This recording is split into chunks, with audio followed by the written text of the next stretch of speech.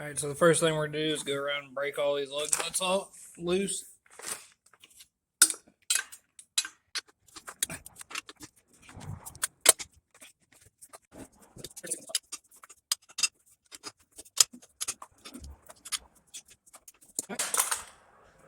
Now we got there, it's jacking time.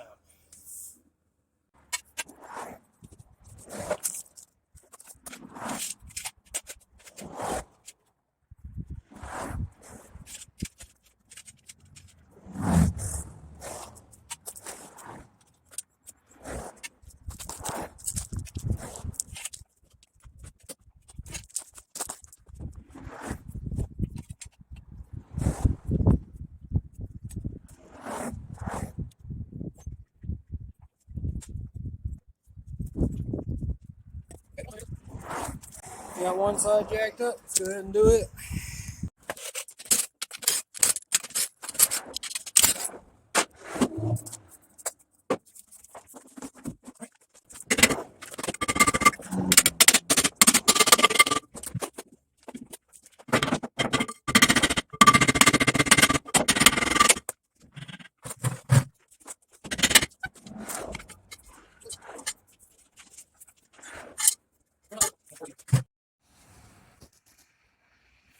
These pads don't look the worst, but I've had this truck for 3 years now, and that wheel cylinder is very old.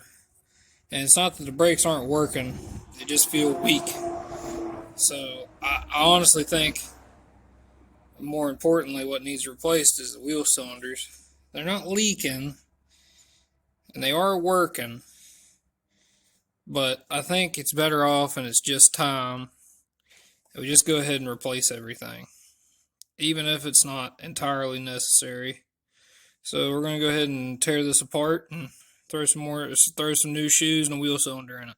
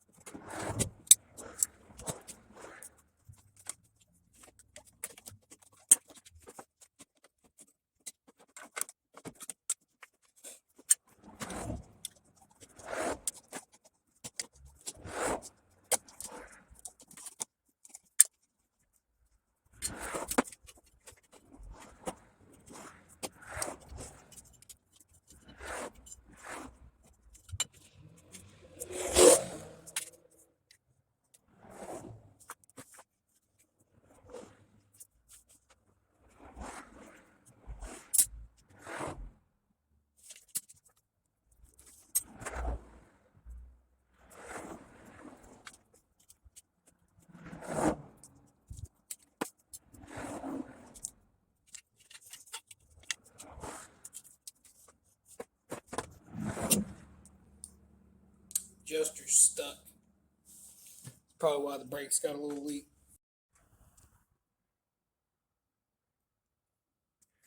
Alright, first step in getting this wheel cylinder off is going to be removing this brake line. Now, I figure while I'm in here doing this, considering how rusted it is, obviously you ain't getting that brake line loose. So we're going to cut it here, and then we're going to go over here to the distribution block. We're going to cut it here. Hope we can get that out of there with a pair of channel locks. Because there ain't no way you're getting a wrench on that either. So we're going to cut these. And then we'll go ahead and pull the wheel cylinder off.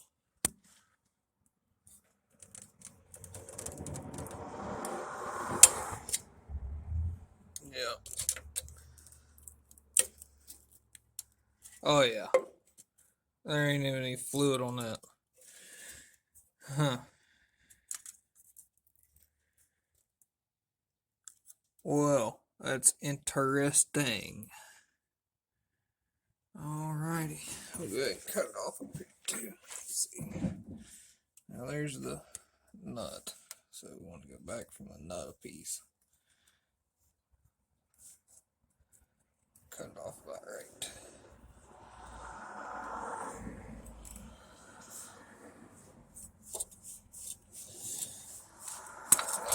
ain't even gonna try. Alrighty. Now we'll go ahead and get a wrench, them's 1/2 inch, and pull this wheel cylinder out of here. Alright, got the bolts out of the wheel cylinder. I'm gonna give this a little taparoo. There we go, it come loose.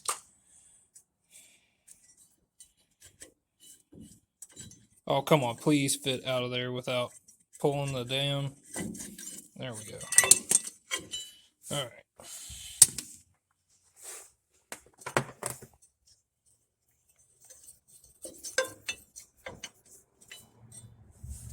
Alright, there's our old wheel cylinder.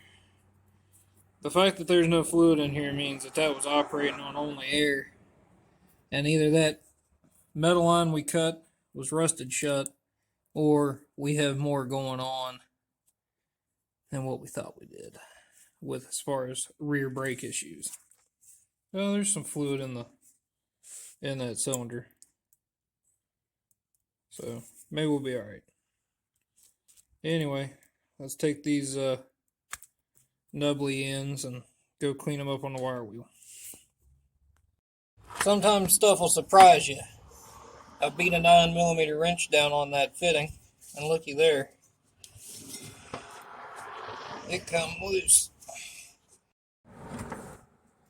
See, I was able to get that out of there, surprisingly. Okay, so here I have a 20-inch pre-made flexible line.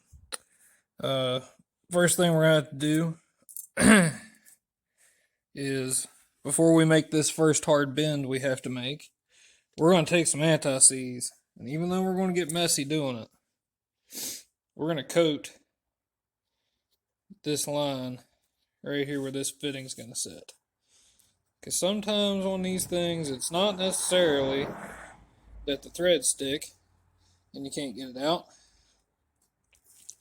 It's more along the lines that you twist the line off when the nut comes loose, because it sticks to it. Now, we don't want to have any of that on the flare surface, so make sure we keep that down there clean.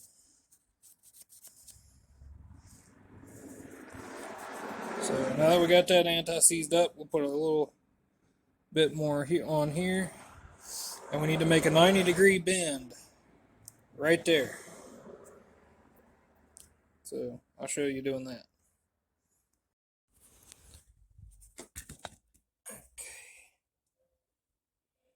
Okay. Benders.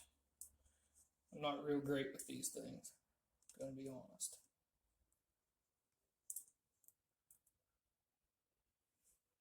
Okay.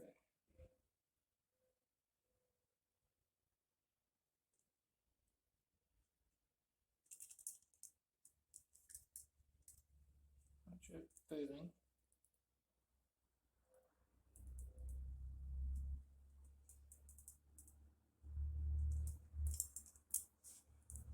Alright. Now that's not quite 90 degrees. What it does do is give us plenty of room here. So now what we're going to do is we're going to test fit it in the back of the wheel seal. Okay, so there's our 90 that we bent. We got that test fit in here. So now the beautiful thing about this flexible line is, as long as you really have something to shape it around, you'll be okay. Let's see if I can film doing this one here. We're just gonna bring that line around like so. Not even really having to use the bender, just acting like it. Okay. Now that we've got that bend,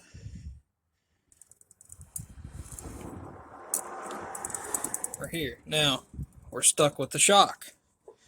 So what we'll have to do is we'll have to take that line again. I'll mark this right here, so I know what bend I want to make. And we'll take that back loose, and we'll put another bend in right here. Mark it with my thumb.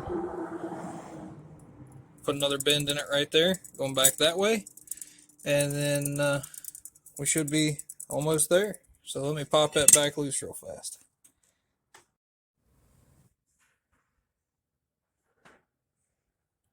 There's our new brake line installed. I had it look. This line's a little too long, but rather have a little long than be short. So there's the passenger side, and wheel cylinders installed. Good deal. Let's put some shoes together.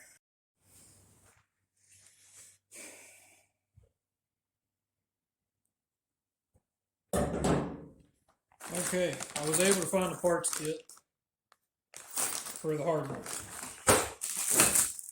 Drive about 15 miles to go get backtracking on the after I'd done come home from work. But we got no biggie. Look how rusty and nasty that is. Alright. So, hardware kit. What are we going to need?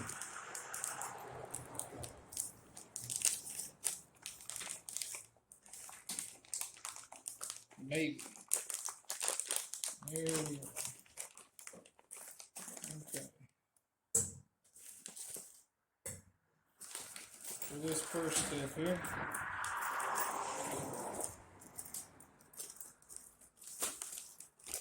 one orange,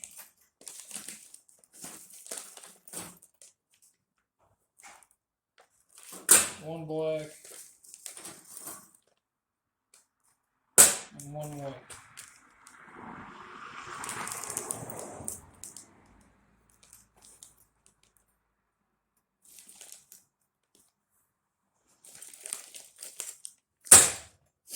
Alright, now, I done kind of screwed the pooch on this, but I had to have this laying together so I knew which way it went back together. So, I'll undo what I'm doing here.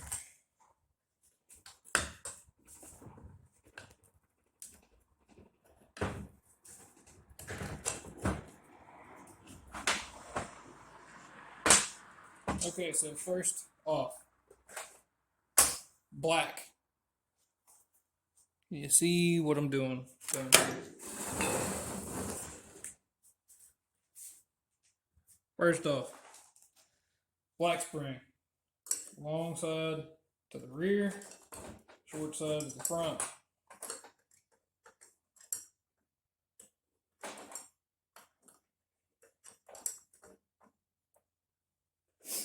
Adjuster. Poke it in. Star wheel to the back. Pull the pads apart.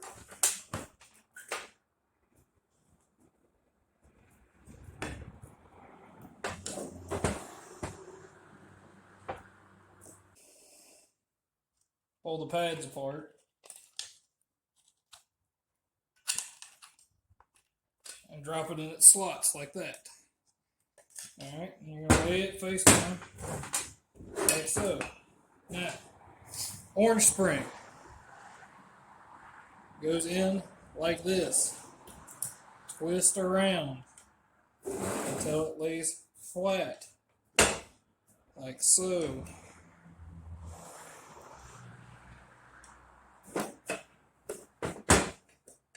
You see?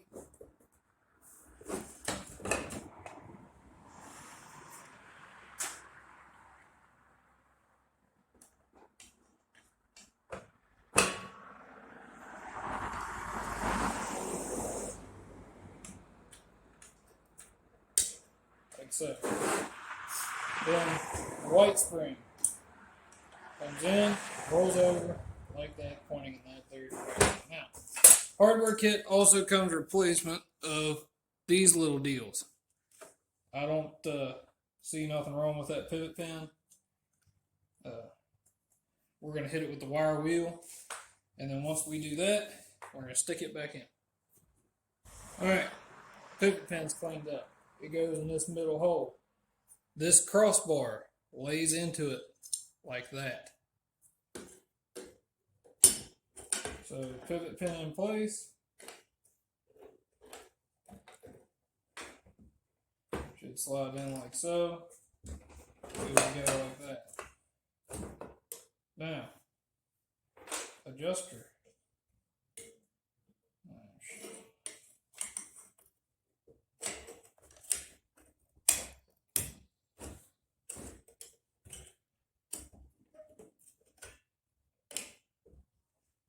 goes together like so.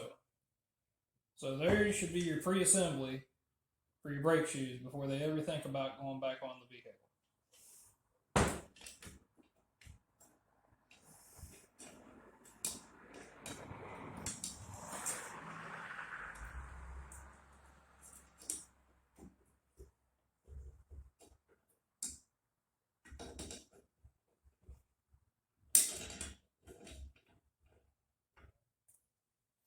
Alright, I'll set you back up over here and we'll stick them on.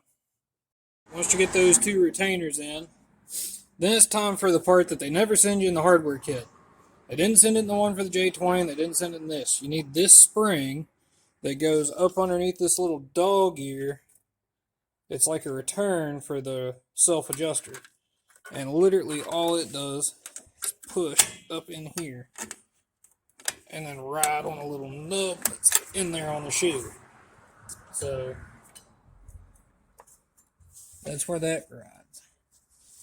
So all the while our spring's still hooked up here on the bottom. We got a little bit of adjustment we can do on the pads as far as where they need to be perfect. Now, while I was fighting with that thing, this rod fell out. So now we have to massage it back in there, which shouldn't be too awful hard. We'll just sneak behind this spring like so. I'll have to put the camera down. Okay, now that I have all that in there, got it back in place, got this spring in place and this spring in place. Now, first thing we're going to do is we've got to hook this rod back up to here. So I'm going to set you up over here and hopefully you'll be able to see what I'm doing and what I'm talking about. Alright, so take a screwdriver. You're going to push down on the self-adjuster leg. And that gives you some slack to come up here.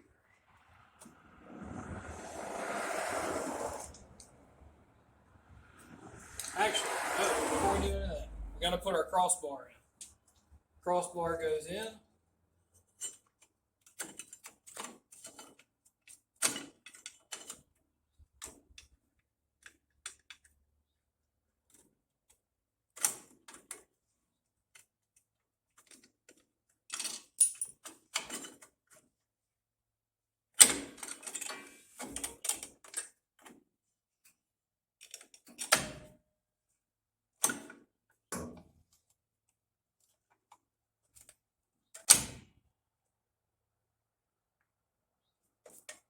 Just like so. The spring drops out. Just like this. Okay, now put downward pressure on the self-adjuster. And take a screwdriver. Work this over this nub.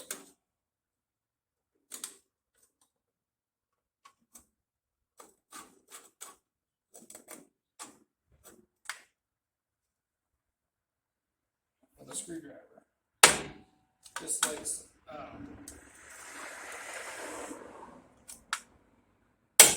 Just like so. Now, then you want to make sure that's going to always spring on you.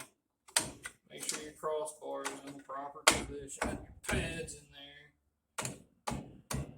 Shoes are roughly centered. Then the next thing you're going to do is a pair of pliers or a screwdriver again. Try this screwdriver. You're going to work this spring.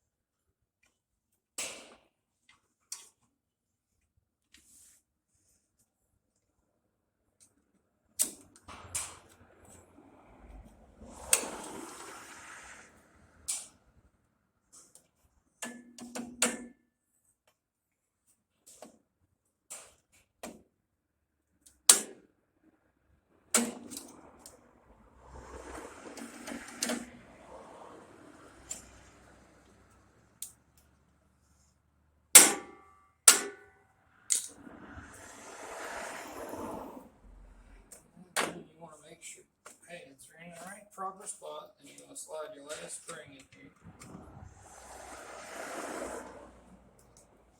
Now this one you got to kind of do with fair pliers.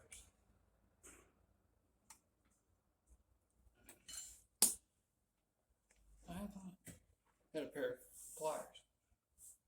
I guess not.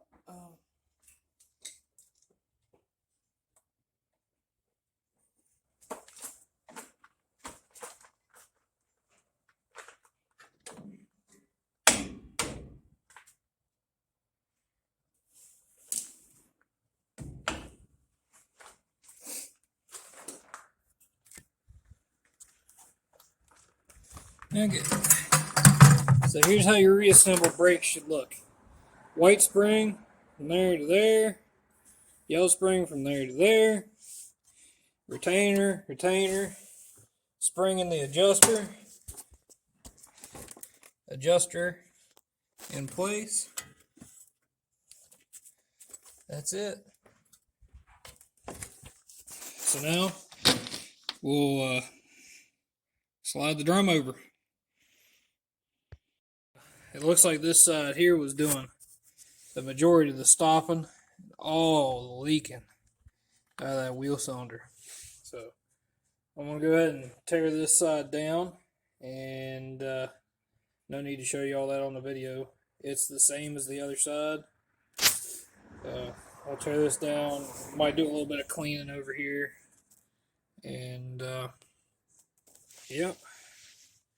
So there she be. I bet the adjuster's not stuck on this side. So anyway, I'd say that's probably why the other side wasn't actuating as well, because pressure probably favoring over here, path of least resistance. So I'll get it tore down and slam back together, then we'll make a brake line.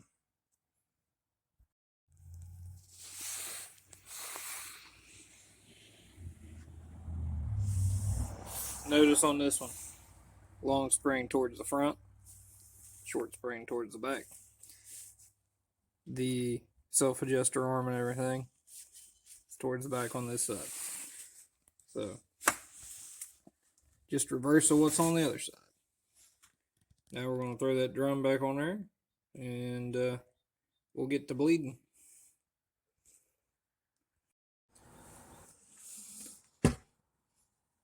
There's our new brake line going across. Differential to the block on the other side. And that is a 51-inch pre-made brake line that we just bent into shape. So there's the brakes on the back of a 75 J10. Y'all have a good one. Keep on stopping.